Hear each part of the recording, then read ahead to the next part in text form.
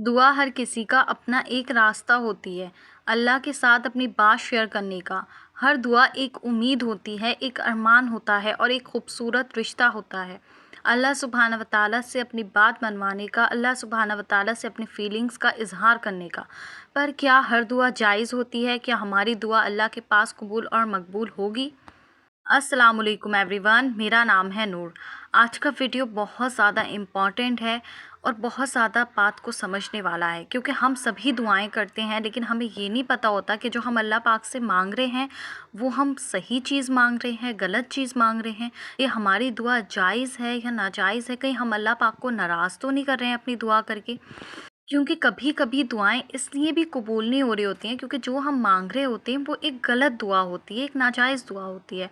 और ये बात समझना हर मुसलमान के लिए बहुत ज़्यादा ज़रूरी है। अक्सर मैसेज में तो मैं गलतियाँ बता देती हूँ, समझा देती हूँ, लेकिन इतने सारे लोगों को मैं एक साथ समझा सकती थी तो सिर्फ वीडियो की हेल्प से।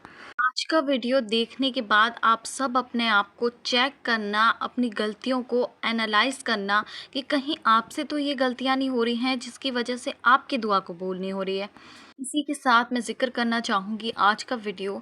अल्लाह पाक फरमाते हैं सूरह गाफिर आयत नंबर 40 में, मुझसे दुआ मांगो मैं कबूल करूँगा।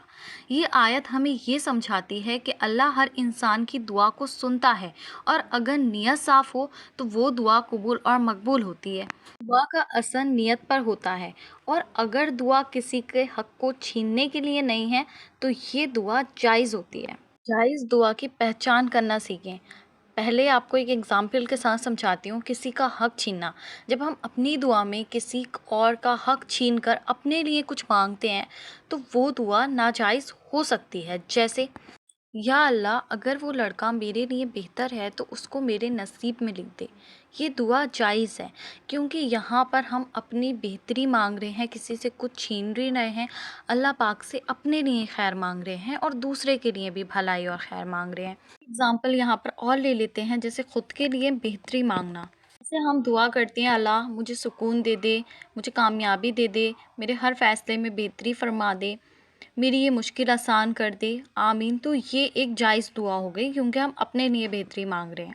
सपोज़ हम किसी के लिए भलाई मांग रहे हैं, या फिर एक एग्ज़ाम्पल ऐसे ले लेते हैं कि बहुत सारे लोग जो हैं या फैमिलीज़ में जो हैं जो वो झगड़े वगैरह चलते हैं, तो हम इस तरह से जैसे दुआ करते हैं, या अल्लाह उन दोनों के आपस में लड़ाई ख़त्म हो जाए, उनको हिदायत मिल जाए। अगर वो एक दूसरे के लिए बेहतर हैं तो उनको अपनी ज़िंदगी में इज़्ज़त दे दीजिए। ये तो सारी दुआएं करना जो है वो जायज़ हैं क्योंकि इनमें किसी का कोई नुकसान नहीं हो रहा, बस सबकी खुशी और सबकी खैर मांगी जा रही है। सूरह बकरा में दुआ है रब्बना आतैना वाली, तो ये दुआ हम दुनिया और आखिरत की अपनी बेहतरी के लिए मांगते हैं हर नमाज के बाद। तो ये एक जायज़ दुआ है जिसको हम हर वक्त जो है मांग सकते हैं। इसके बाद ये हम पहचान कर लेते हैं नाजायज़ दुआ की वार्निंग और साइन के साथ में। जैसे कि मैं इसके लिए एक एग्ज़ाम्पल ले लेती हूँ, किसी के रिश्ता तोड़ने की दुआ, या अल्लाह उनका ब्रेकअप हो जाए, ये दुआ नाजायज़ है क्योंकि अल्लाह को फ़साद और नाइंसाफ़ी बिल्कुल भी पसंद नहीं है। क्योंकि अल्लाह पाक का हुक्म है, सूरह बकरा में अल्लाह सुब्हाना व तआला फरमाते हैं और तुम्हारे बीच फ़साद ना हो।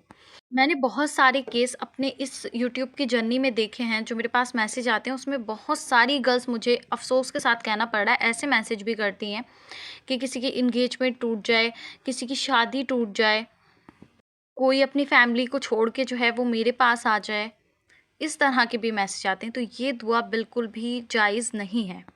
किसी को दुख देने की दुआ करना, या अल्लाह उसे औलाद ना मिले, उसका नुकसान हो जाए, ये दुआ नाजायज़ है क्योंकि अल्लाह के इल्म में ये सब कुछ है। औलाद का फ़ज़ल होता है, अल्लाह हर चीज़ का मालिक है और हर चीज़ पर कादिर है। तो हम किसी को भी किसी चीज़ के लिए ये नहीं बोल सकते।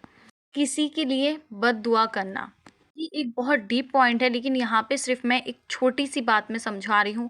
कुछ बद दुआएँ जो होती हैं, जो जायज़ होती हैं, वो कबूल भी हो जाती हैं, लेकिन किसी को छोटी सी किसी लड़ाई झगड़े पे या सिर्फ जलन या हसद की वजह से ये चीज़ बोलनी कि अल्लाह पाक उसको तबाह कर दें, ये दुआ नाजायज़ है क्योंकि ये इंसान के दिल की हसद है और उसके नतीजे की वजह से उसके अंदर से ऐसी बातें निकल रही हैं।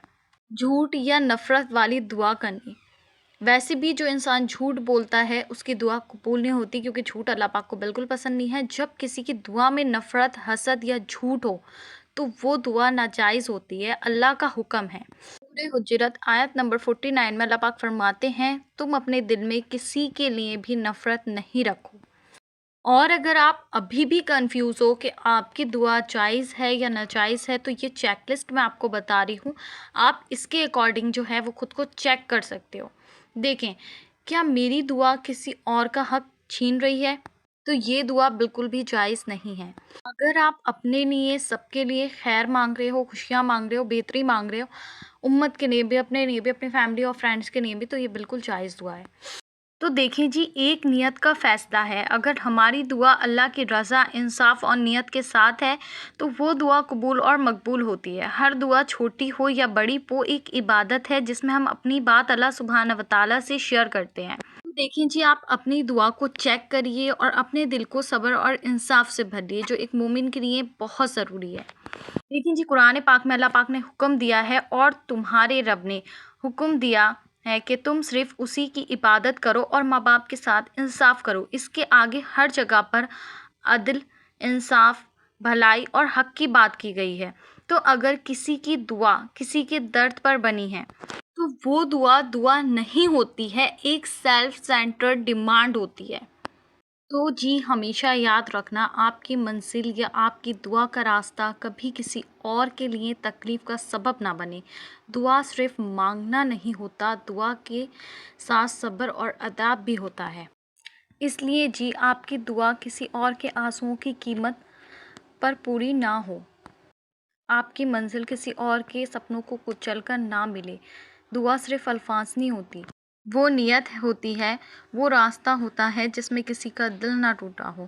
کیا پتہ جو تمہارا مقصد ہے وہ کسی اور کی امانت ہو۔ یقین جانو، اگر ایسی دعا قبول ہو بھی جائے نا، اس میں سکون نہیں ہوتا ہے، خوشی نہیں ہوتی ہے، بس ایک خالی سی جیت ہوتی ہے جو اندر سے سب کچھ ہار جاتی ہے، اور کبھی نہ کبھی تمہیں یہ احساس بھی ہو جاتا ہے۔ یہ دعا ہمیشہ بہت سوچ سمجھ کر مانگنی چاہیے۔ دعا کبھی کسی کے حق پر نہیں مانگی جاتی، ورنہ وہ دعا نہیں، امتحان بن جاتا ہے۔ اسلام بھی ہمیں یہ نہیں سکھاتا کہ ہم کسی کے حق کو چھین کر دعا کریں، بلکہ یہ سکھاتا ہے کہ اپنی فیلنگز کو کنٹرول کر کے صبر کے ساتھ اللہ پاک سے وہی دعا مانگے جو ہمارے لیے بہتر ہے۔ دعا میں آداب ہوتا ہے تو صبر میں کمال ہوتا ہے۔ امید کرتی ہوں جی کہ آپ کو میری بات سمجھ میں آئی ہوگی، اور آج کا ویڈیو آپ کو کیسا لگا یہ بات ضرور بتانا، اور لائک بھی کرنا ویڈیو کو، اور کامنٹ سیکشن میں اپنا اوپینین ضرور شیئر کرنا۔ اسی کے ساتھ مجھے دیجیے اجازت، انشاءاللہ ملتی ہوں نیکسٹ ویڈیو میں۔